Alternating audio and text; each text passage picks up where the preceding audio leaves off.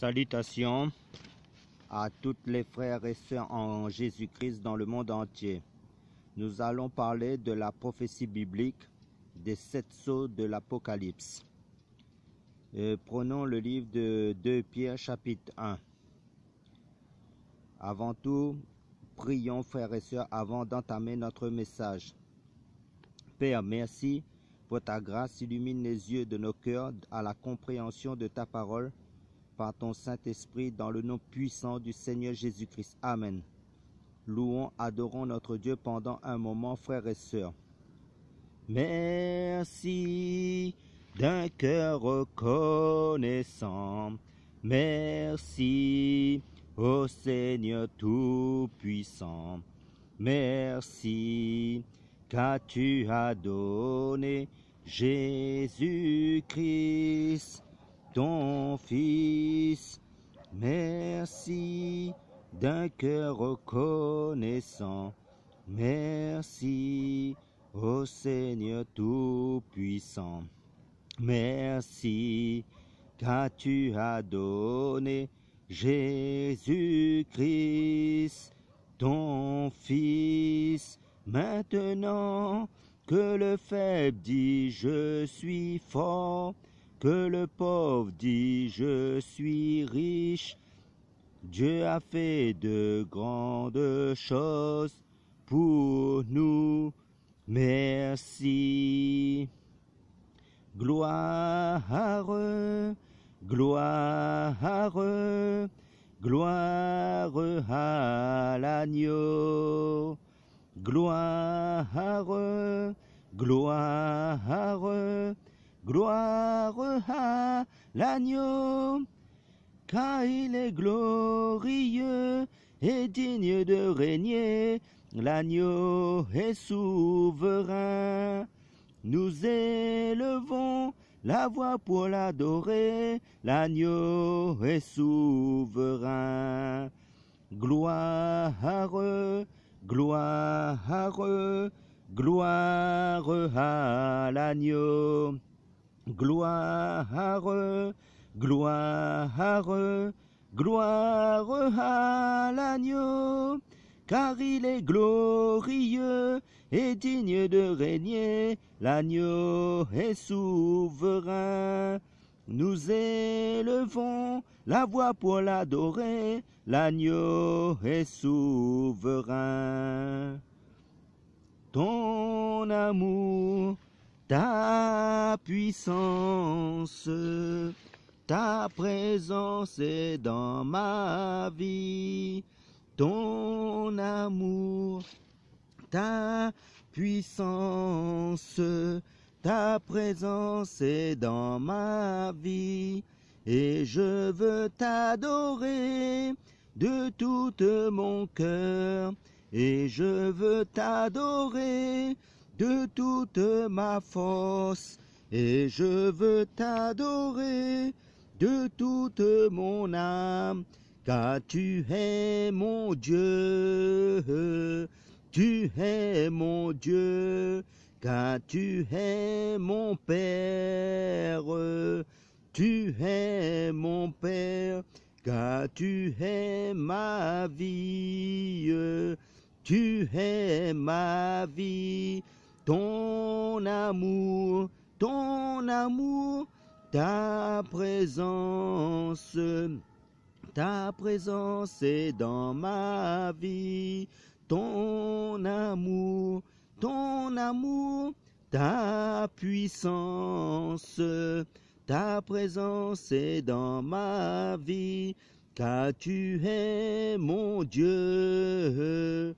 Tu es mon Dieu, Seigneur Jésus-Christ. Il n'y a vraiment personne comme Jésus. Il n'y a vraiment personne comme Jésus. Il n'y a vraiment personne comme Jésus. Il n'y a vraiment personne comme lui. J'ai cherché, personne. J'ai fouillé, personne. Il n'y a vraiment personne comme Jésus. Il n'y a vraiment personne comme lui. J'ai tourné, tourné, personne, personne. J'ai creusé, creusé, personne, personne. Il n'y a vraiment personne comme Jésus. Il n'y a vraiment personne comme lui. Il est exalté, le roi est au-dessus des cieux. Je veux le louer.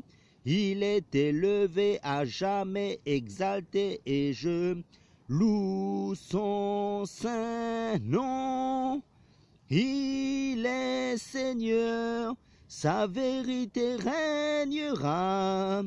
Tout l'univers se réjouit en son saint nom. Il est exalté, le roi est au-dessus des cieux. Il est exalté, le roi est au-dessus des cieux.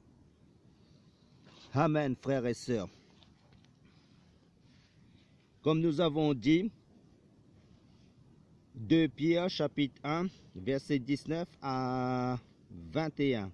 Nous allons parler de la prophétie biblique des 7 sceaux de l'Apocalypse. Le livre de 2 Pierre chapitre 1, verset 19 à 20, qui nous dit, nous avons aussi la parole des prophètes qui est très ferme, à laquelle vous faites bien d'être attentifs comme à une lampe qui brille dans un lieu obscur, jusqu'à ce que le jour vienne apparaître et que l'étoile du matin se lève dans vos cœurs.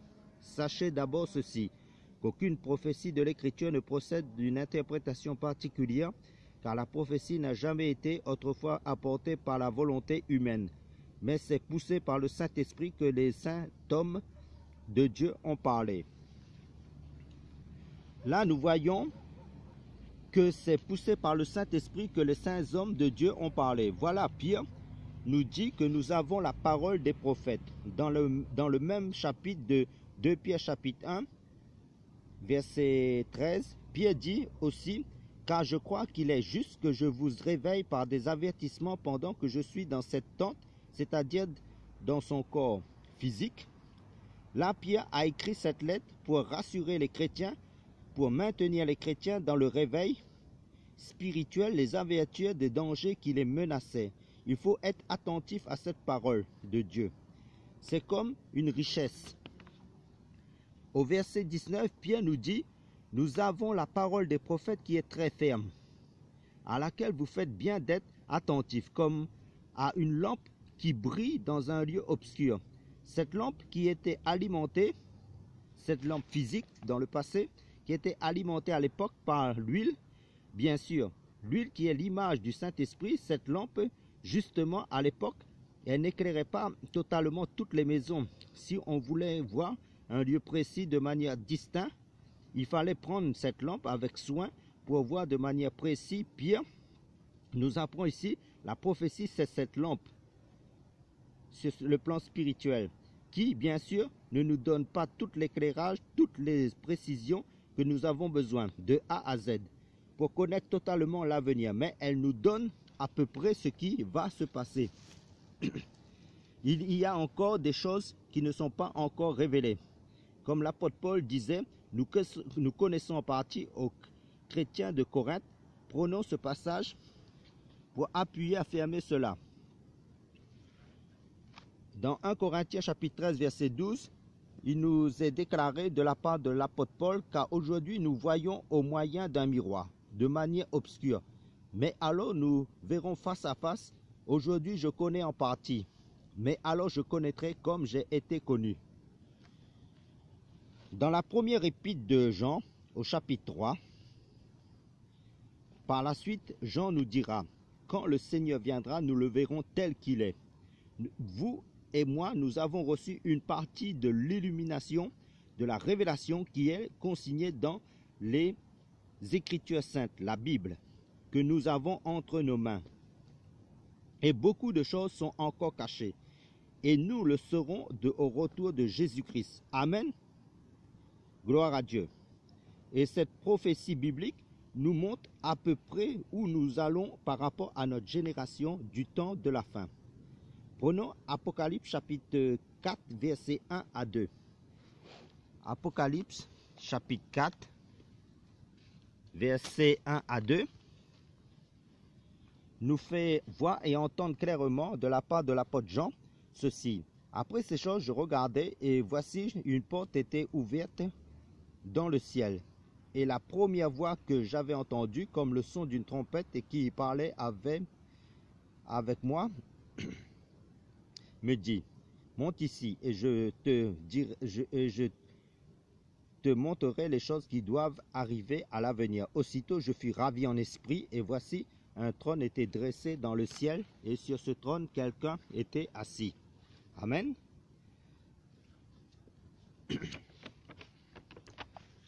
Donc là, nous sommes en l'an 95 après la mort et la résurrection de Jésus-Christ. Pour situer le contexte historique, Jean va recevoir l'éclairage concernant l'avenir. Il faut savoir que l'avenir de l'humanité était compromis parce que Adam avait chuté et le ciel fut fermé à l'homme. Et là, le ciel est de nouveau ouvert. Justement, le livre d'Hébreux chapitre 10 nous dit, mes frères, nous avons la liberté d'entrer dans le Saint des Saints au moyen du sang de Jésus qui est le chemin nouveau et vivant qu'il a inauguré pour nous à travers le voile, c'est-à-dire sa propre chair. Donc à travers Jésus-Christ seulement, le ciel est de nouveau accessible aux hommes. C'est pourquoi le livre d'Apocalypse commence par la révélation de Jésus-Christ. Prenons Apocalypse chapitre 1, versets 1 à 8 pour confirmer cela. Apocalypse chapitre 1, versets 1 à 8 nous fait voir la révélation de Jésus-Christ que Dieu lui a donnée pour montrer à ses esclaves les choses qui doivent arriver bientôt et qui les a fait connaître en les envoyant par son ange à Jean, son esclave, qui a annoncé la parole de Dieu et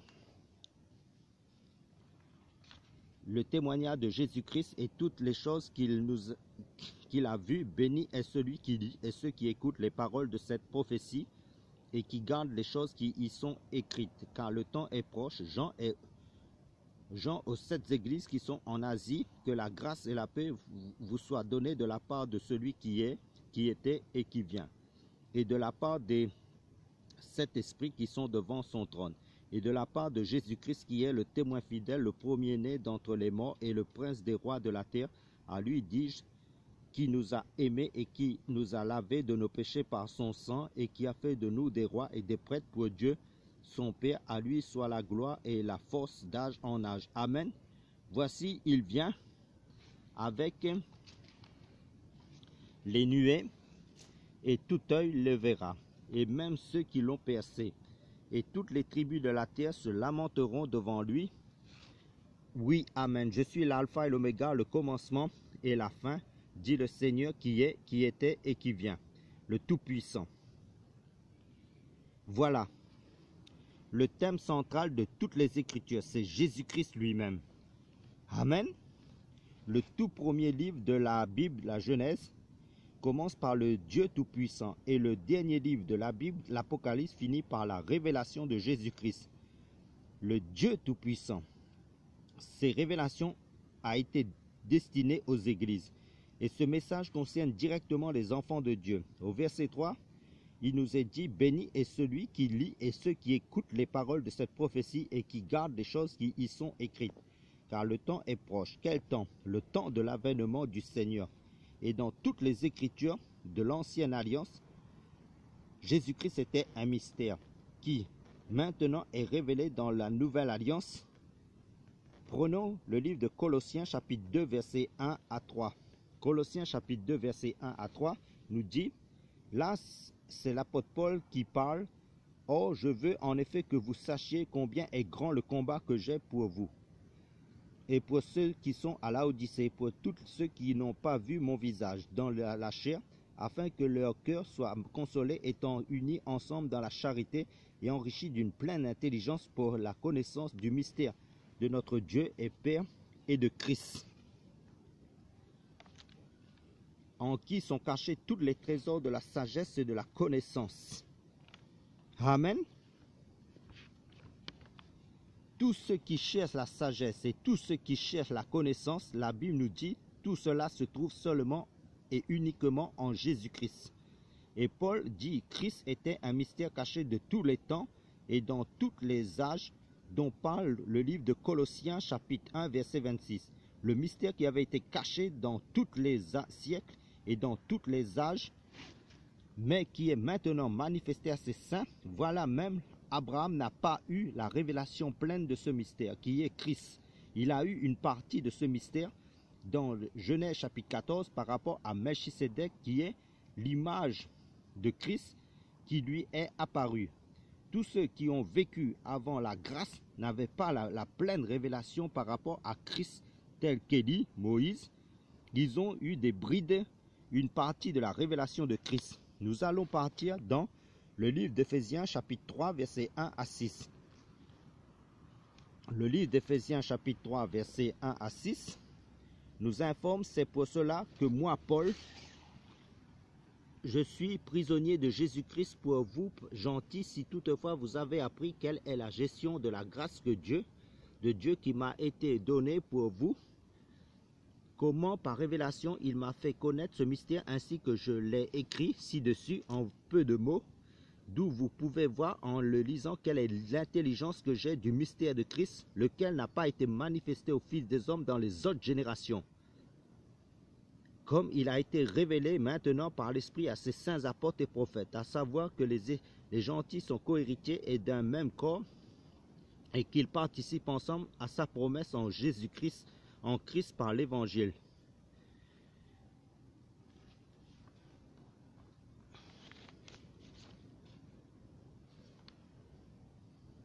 Donc, Paul dit ce mystère de Christ et son corps, c'est-à-dire l'Église, membre du corps de Christ, était encore caché aux prophètes des autres générations d'avant la grâce. C'est pourquoi le livre d'Apocalypse commence par la révélation de Jésus-Christ pour notre temps actuel, de la grâce. Retournons dans le livre d'Apocalypse chapitre 5 versets 1 à 7.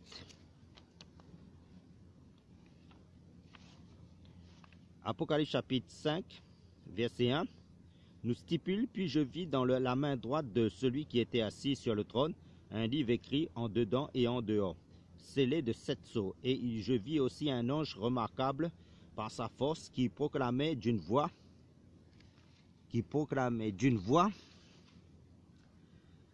forte qui est digne d'ouvrir le livre et d'en rompre les sceaux. Il n'y avait personne qui, dans le ciel, ni sur la terre, ni sous la terre, qui pouvait ouvrir le livre, ni le regarder. Et je pleurais beaucoup parce que personne n'était trouvé digne d'ouvrir le livre, ni de le lire, ni de le regarder. Et l'un des anciens me dit, ne pleure pas, voici le lion qui vient de la tribu de Juda, de la racine de David, a vaincu pour ouvrir le livre et pour en rompre les 7 sceaux. Et je regardais, et voici, il y avait au milieu du trône et des 4 êtres vivants, et au milieu des anciens, un agneau qui se tenait là, comme immolé, ayant 7 cornes et 7 yeux, qui sont les 7 esprits de Dieu, envoyés par toute la terre, et il vint et prit le livre de la main droite de celui qui était assis sur le trône.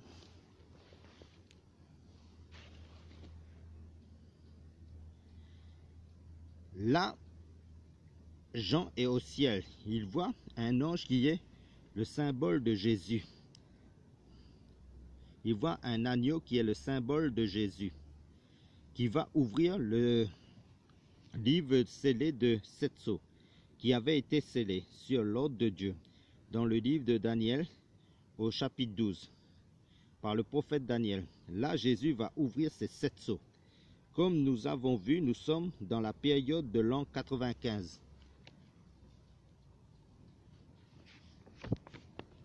Après la mort et la résurrection de Jésus-Christ, tout cela pour situer le contexte du déroulement de l'histoire de la prophétie jusqu'à nos jours.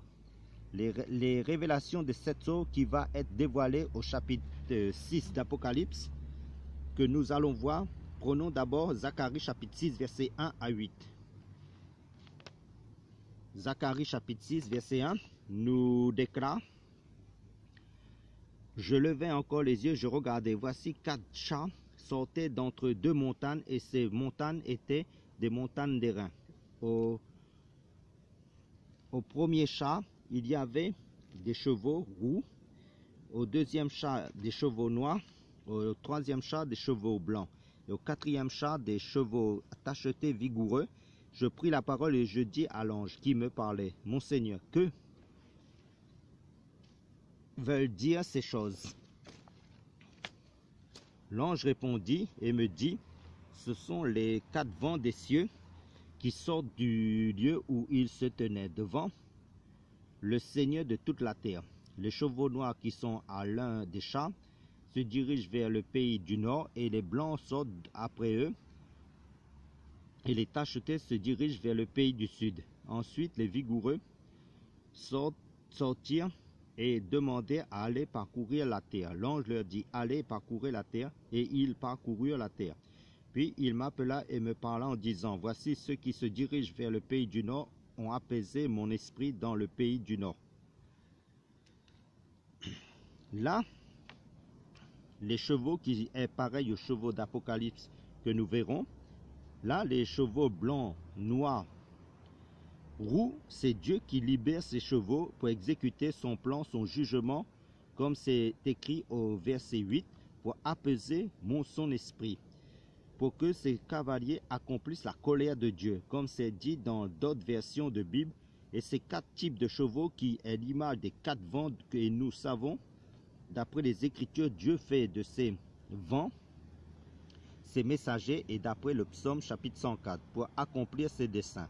Et comme les hommes n'ont pas voulu reconnaître la vérité de Dieu, nous allons retrouver ces mêmes types de chevaux dans le livre d'Apocalypse chapitre 6. Et comme les hommes ont méconnu, ont refusé la vérité de Dieu, ces cavaliers vont accomplir le jugement, la colère de Dieu. Revenons dans le livre de l'Apocalypse. Voyons maintenant le premier sceau. Apocalypse chapitre 6, versets 1 à 2. Nous dit: Et quand l'agneau eut ouvert l'un des sceaux, je regardai et j'entendis l'un des 4 êtres vivants qui disait comme avec une première voix de tonnerre: Viens et vois. Je regardai et je vis un cheval blanc. Celui qui était monté dessus avait un arc, et il lui fut donné une couronne, et il est sorti en vainqueur pour vaincre. Là, le premier cavalier qui avait un arc, c'est l'Antichrist. Son but, c'est de séduire, d'égarer tous ceux qui ont refusé la vérité de Jésus-Christ, dont parle le livre de 2 Thessaloniciens chapitre 2. Et ce cavalier blanc a persécuté les vrais chrétiens depuis le début de la naissance de l'Église jusqu'à pendant ces 2000 ans. Beaucoup de chrétiens sont morts en martyrs par ce cavalier blanc, et continuera jusqu'au retour de Jésus pour établir son royaume de 1000 ans. Le deuxième sceau, voyons le livre de l'Apocalypse chapitre 6 versets 3 à 4. Nous mentionne: Et quand il eut ouvert le second sceau, j'entendis le second être vivant qui disait: Viens et vois. Et il sortit un autre cheval qui était roux. Il fut donné à celui qui était monté dessus de pouvoir ôter la paix de la terre, afin que les hommes se tuent les uns les autres. Et il lui fut donné une grande épée. Donc, le deuxième sceau, son rôle, c'est de provoquer des guerres. Si on a étudié l'histoire des guerres pendant ces 2000 ans passés, le monde a connu des guerres. La première guerre mondiale, 14-18, a fait des millions de morts. Ensuite, la deuxième guerre mondiale, 40-45, a fait aussi des millions de morts. Car nous devons interpréter le livre d'Apocalypse, la prophétie biblique, selon le contexte de l'histoire du monde depuis l'an 95 que Jean a reçu ces révélations jusqu'à nos jours. jusqu'à l'instauration du millénium du règne de 1000 ans de Jésus. L'histoire des guerres a été consignée dans les livres par des historiens qui ont étudié ces guerres pour confirmer ces prophéties bibliques. Nous devons étudier, rechercher ces livres qui se trouvent dans des bibliothèques municipales. Et maintenant, nous avons Internet aussi, en parallèle, pour étudier ces prophéties bibliques des 7 sceaux, en fait, par rapport à ces prophéties bibliques. Et prenons Apocalypse chapitre 6, maintenant par rapport au 3e sceau. Apocalypse chapitre 6, versets 5 à 6.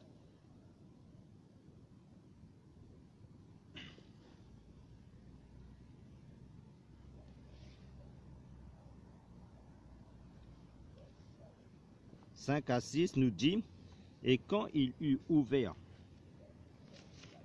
le 3e sceau,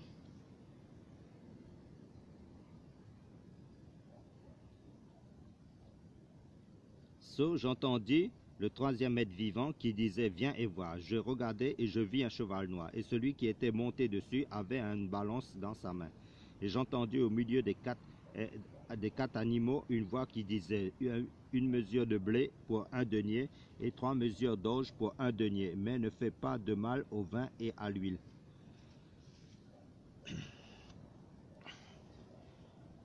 Concernant le 3e sceau, là il est question de la famine. Le monde a connu des famines, que ce soit en Afrique, en Haïti, à Madagascar. Si on consulte les archives dans l'histoire des famines, dans les bibliothèques par rapport au passé et dans le présent, par rapport à la crise alimentaire dans les pays des nations. Ensuite, le 4e sceau, Apocalypse chapitre 6, versets 7 à 8, nous informe, et quand il eut ouvert le 4e sceau, j'entendis la voix du 4e être vivant qui disait, viens et vois. Je regardai et je vis un cheval verdâtre, et celui qui était monté dessus se nommait la mort, et l'enfer l'accompagnait. Il leur fut donné le pouvoir sur le quart de la terre pour tuer par l'épée, par la famine, par la mortalité et par les bêtes sauvages de la terre.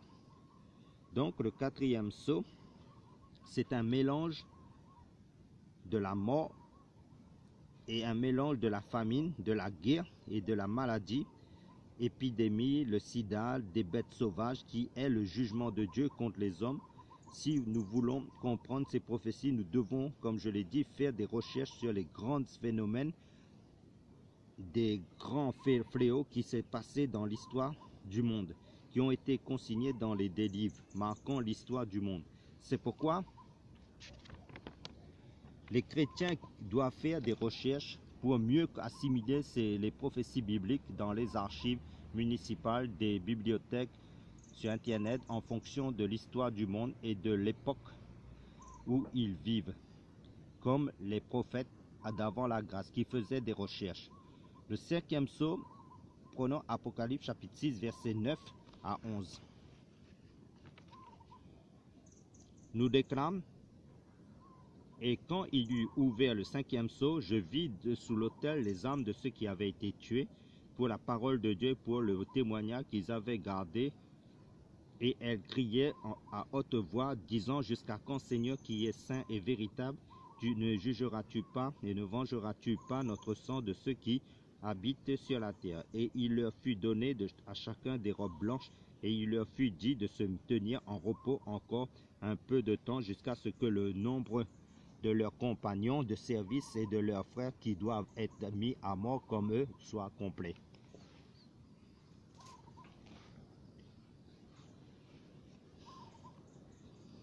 Ensuite,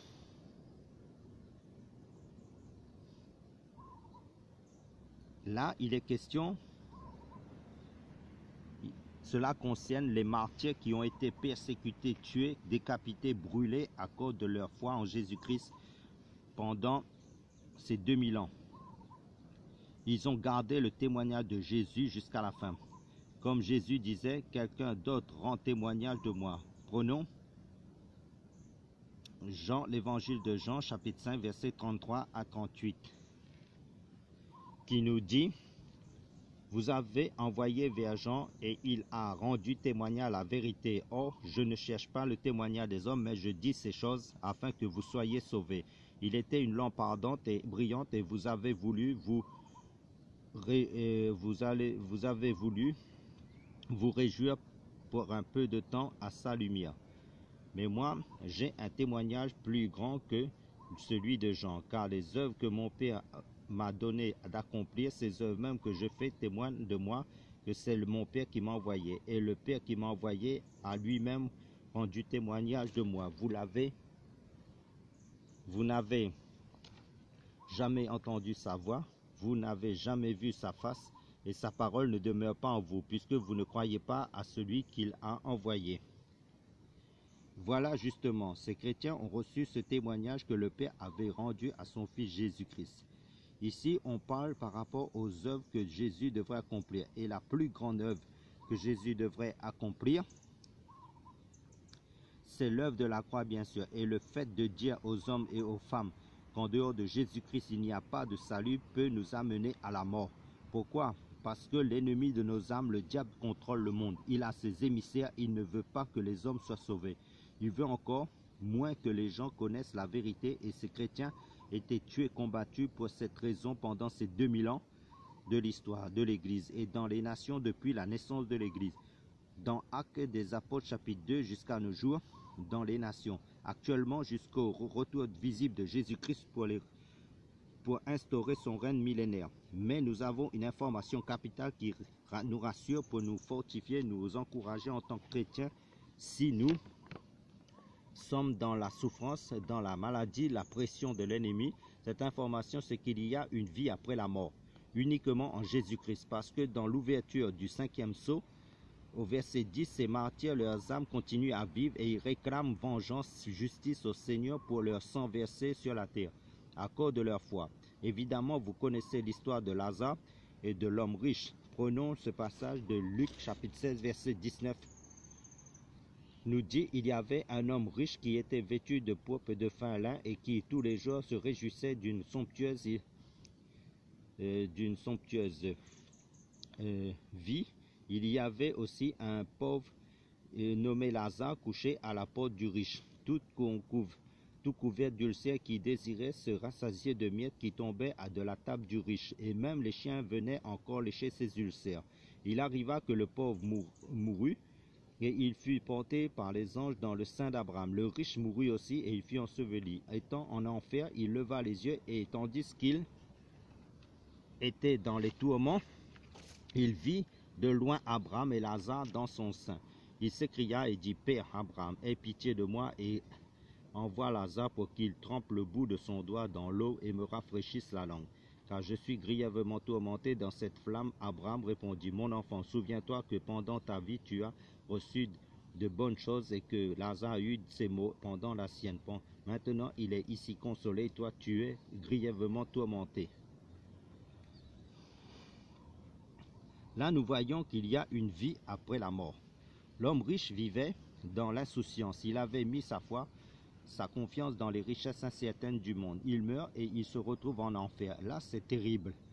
Et on voit que Lazare lui a mis sa foi en Dieu et il se retrouve dans le repos consolé. Et rappelez-vous aussi des deux brigands à la croix, à côté de Jésus. Jésus dira à l'un des brigands: aujourd'hui même tu seras dans le paradis avec moi, d'après l'évangile de Luc chapitre 23, verset 43. Donc maintenant les croyants en Jésus-Christ, après l'œuvre de la croix, leur destination c'est le paradis. Amen, alléluia, gloire à Jésus-Christ.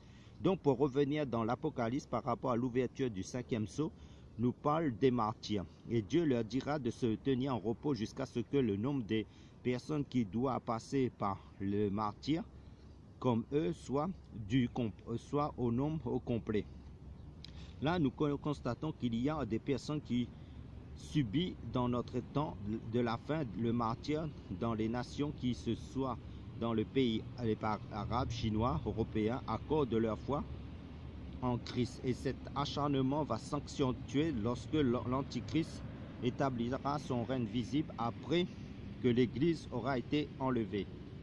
Il y aura 3 ans et demi un semblant de fausse paix, puis 3 ans et demi de persécution intensive, d'abord contre les Juifs et les chrétiens, dont parle le livre de Daniel chapitre 9, qui est d'une semaine et la moitié d'une semaine.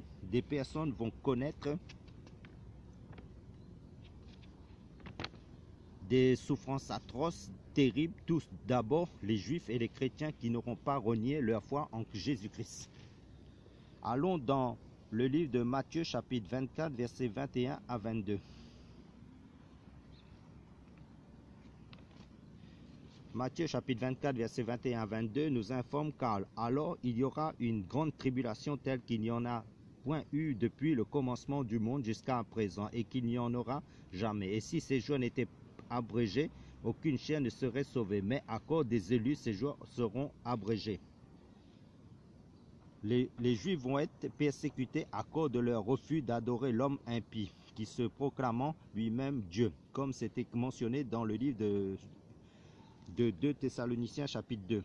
À ce moment-là, pendant le règne de l'Antichrist, Dieu va susciter ces 2 témoins dont parle l'Apocalypse chapitre 11 pour prophétiser et Apocalypse chapitre 14 aussi.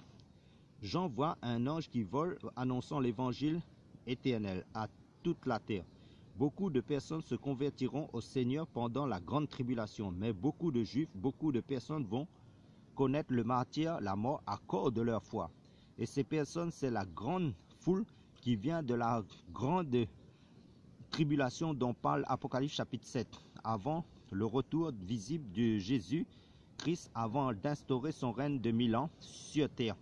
Maintenant, voyons l'ouverture du 6e sceau. Retournons dans l'Apocalypse chapitre 6, versets 12 à 13. Nous dit: et je regardais quand il eut ouvert le 6e sceau, et voici, il se fit un grand tremblement de terre, et le soleil devint noir comme un sac de crin, et la lune entière devint comme du sang, et les étoiles du ciel tombèrent sur la terre comme lorsque le figuier est agité par un grand vent et laisse tomber ses figues encore vertes. L'ouverture du 6e sceau, c'est l'anarchie sur toute la terre. Littéralement, cela signifie le désordre, état de confusion. Et l'origine, la source de tout cela, c'est Satan et ses démons. Dans Ésaïe, on nous parle des mêmes symboliques du 6e sceau, des étoiles qui tombent comme des figues vertes qui tombent. Prenons ce passage d'Ésaïe chapitre 34, versets 1 à 4. Ésaïe chapitre 34, versets 1 à 4 nous déclare: approchez-vous, nations, pour écouter, et vous, peuple, soyez attentifs, que la terre et tout ce qui la remplit écoute, que le monde habitable et tout ce qui y est produit écoute, car la colère de Yahweh est sur toutes les nations, et sa fureur sur toutes leurs armées. Il les voue à l'interdit, il les livre pour être tués, leurs blessés à mort sont jetés là, et la puanteur de leur corps mort se répand, et les montagnes découlent de leur sang. Et toute l'armée des cieux se flétrit, les cieux sont roulés comme un livre, et toutes leurs armées se flétrit comme se flétrit la feuille de la vigne, et comme tombe celle du figuier.